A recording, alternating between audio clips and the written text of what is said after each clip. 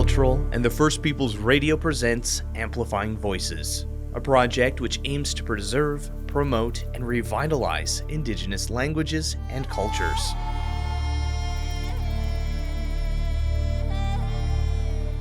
Clayton Sandy, a knowledge keeper and cultural advisor from Sioux Valley, Dakota First Nation, has dedicated 38 years to educating non-Indigenous people about Indigenous history. Throughout his career, he has worked in various provincial government departments. Today, he shares his personal journey in Winnipeg. I was asked to come down just to talk about different topics of maybe my own personal journey and my time living and working in Winnipeg. But I'll start off by just introducing myself and who I am and where I'm from. And this is actually my second time coming down to this studio. The first time I came down, I did an interview with a lady, a friend of mine that I met about a few weeks ago. Well, I've known her for a while, but she invited me to come down here to do an interview. And it's the first time I've ever come down here. But we did about, I think, like an hour and a half interview just on sort of my work I've been doing with the newcomer community in the past 7 years in Winnipeg since I retired. But like I said, my home community is Sioux Valley, Dakota First Nation. It's about 35 minutes west of Brandon. That's my mom's reserve, and my father's reserve is Pipestone, Manitoba, which is south of Burden. And I grew up in a small little town just north of Brandon called Rivers, Manitoba. It was an army base. My father was in the service, and when he came back from World War II, he stayed in the service, and they had an army base just north of Brandon. And then from there we moved to another small little town called Douglas, and my dad worked at Shiloh. And then we moved to Brandon.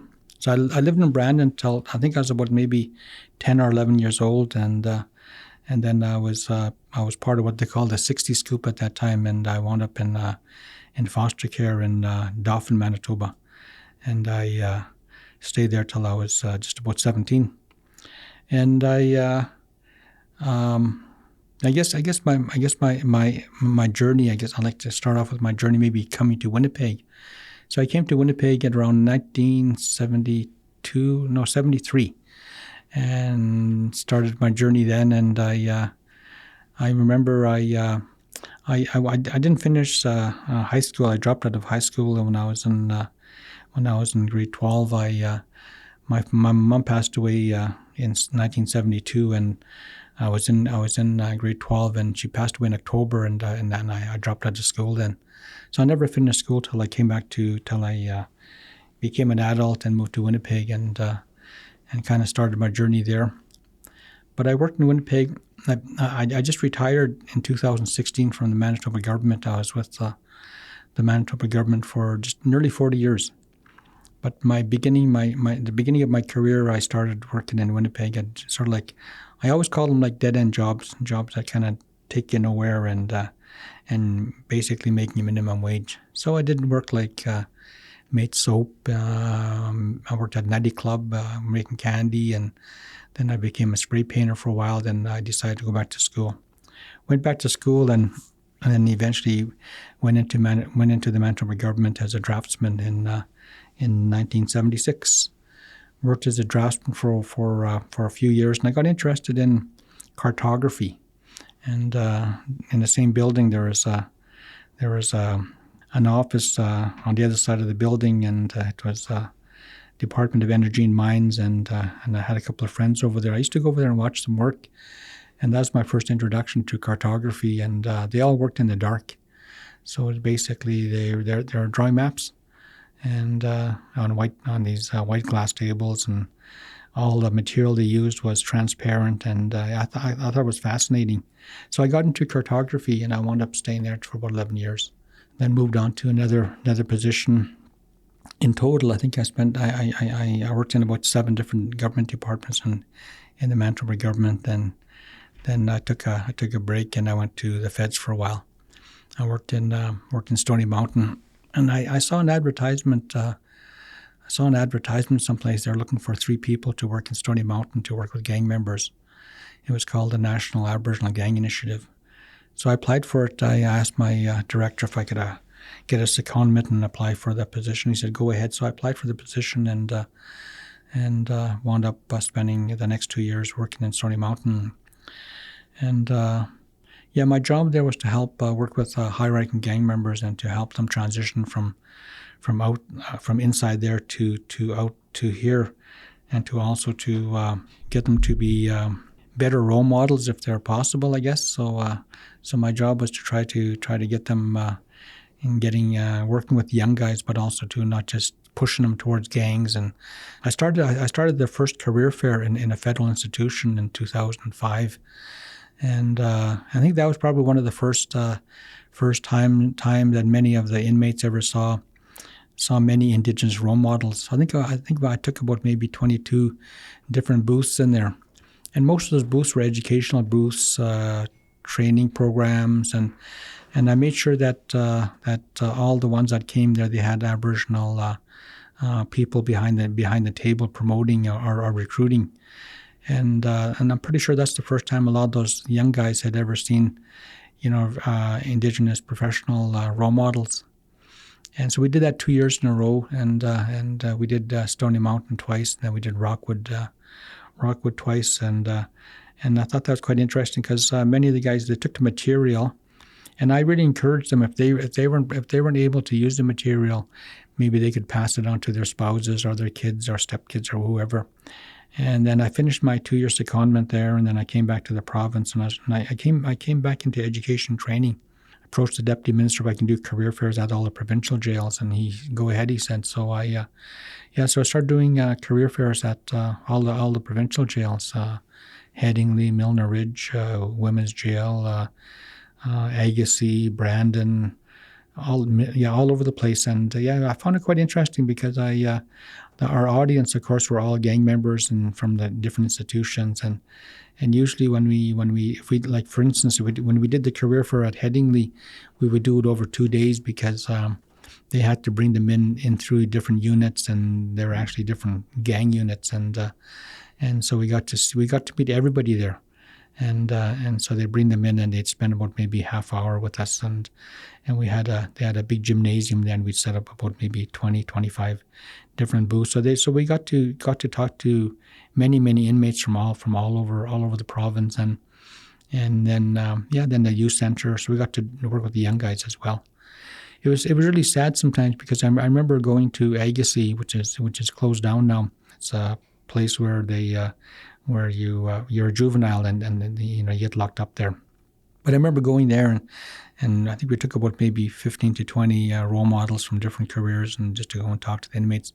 But I remember talking to there was two Indigenous young guys, about maybe 15, 16, and a black youth, and they were charged for some really serious crimes, and they're looking at a lot of time. And of course, that because they're teenagers, they can't sentence them as adults, so they sentence them as well. They hang on to them until they become adults, and then they can either get transferred up to adult. But I remember talking to them there, and I remember one of the role models that came with me at that time was a guy named James Murphy. He was playing for the Blue Bombers at that time, and the young black guy was really impressed with James, and James, I think he spent I don't know how many years with the Blue Bombers, and he actually got inducted to the Sports Hall of Fame as well. But I remember we talked to those young guys there, and then I don't know, maybe a year or two later, maybe 2 or 3 years later, we went to Headingley to do a career fair, and we ran into the same three there. So there, and then eventually we ran into them in Stony Mountain. So it was interesting. I guess you say they graduated from juvenile to provincial to federal. It was kind of sad, and but that seems to be the case with a lot of our young people that live in poverty. So I finished my career out there, and eventually I worked for another department called Healthy Child. So my job there was helping families, try to change and to try to get healthy, and to look at the CFS system, because we have so many of our children in care. So at that time when I moved over to CFS, they were just handing Indigenous children over to in Manitoba, they handed all the Indigenous children that were in care, they handed them to First Nations agencies. Then they handed all the Métis kids to Métis agencies. But I remember they handed over 8,400 kids at that time. And that kind of really blew my mind. I didn't realize that we had that many Indigenous kids in care, in 8,400. So they handed them over to the different CFS agencies in the province. And so my job was working with the agencies that were going to be in charge of these children. And I remember the leaders at that time, they were saying that, they wanted our people to look after our children and how things would get better. And you look at 15 years later, the numbers have doubled. And now, the numbers are like 14,000 of youth that are still in care, and it really baffles my mind how, I don't know what the solution is, but in my mind, things need to change a lot better. The only way that I was able to change is if I changed myself.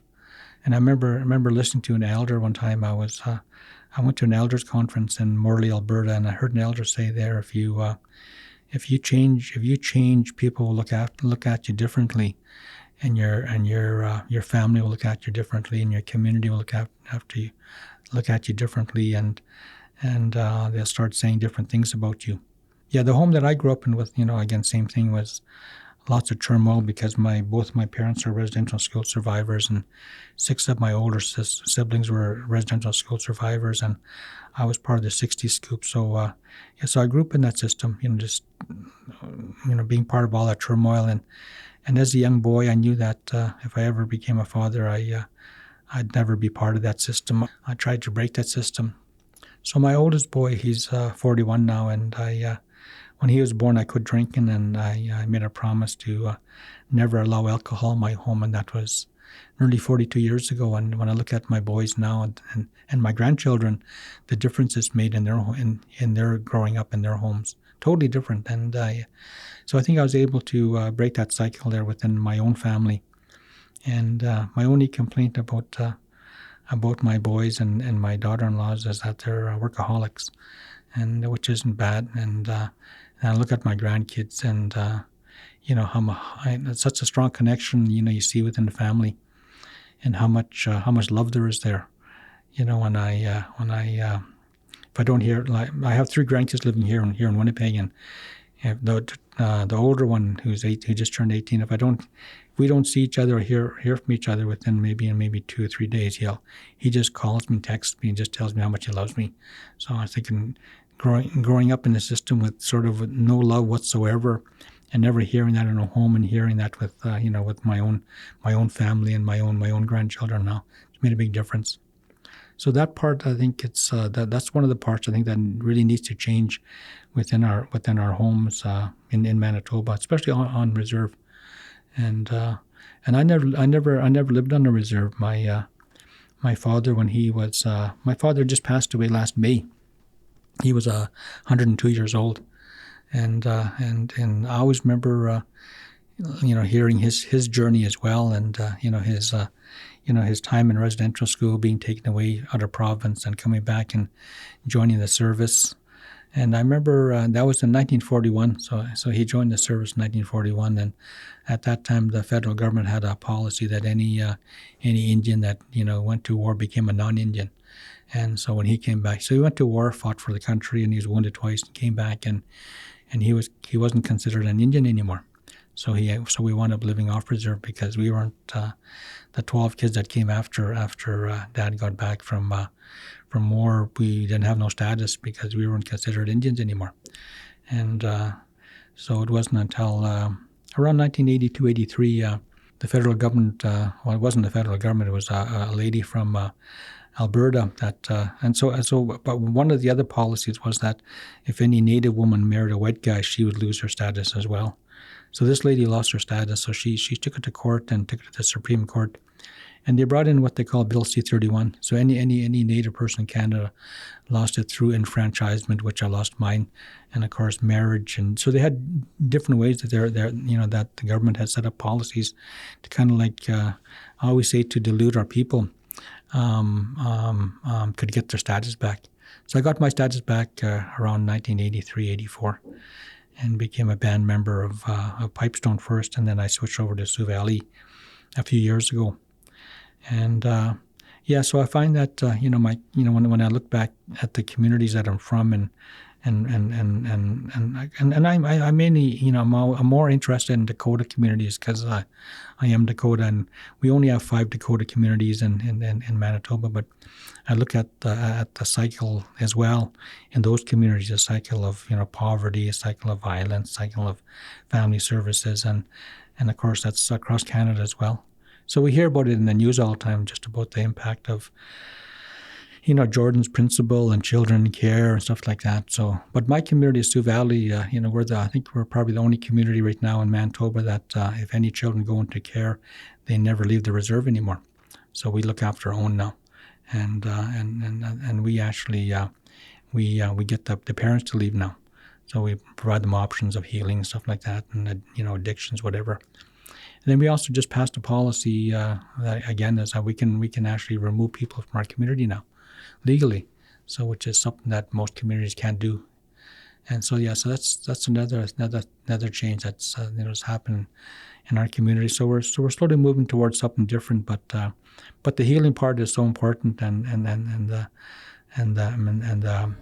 cycle of poverty and all that stuff that goes along with it.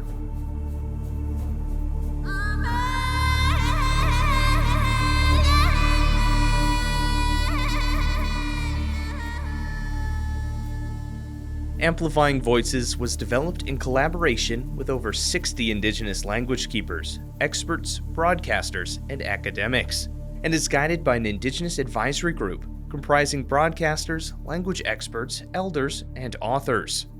The project is produced by Multicultural and the First Peoples Radio, and funded through the Radio Fund of Canada.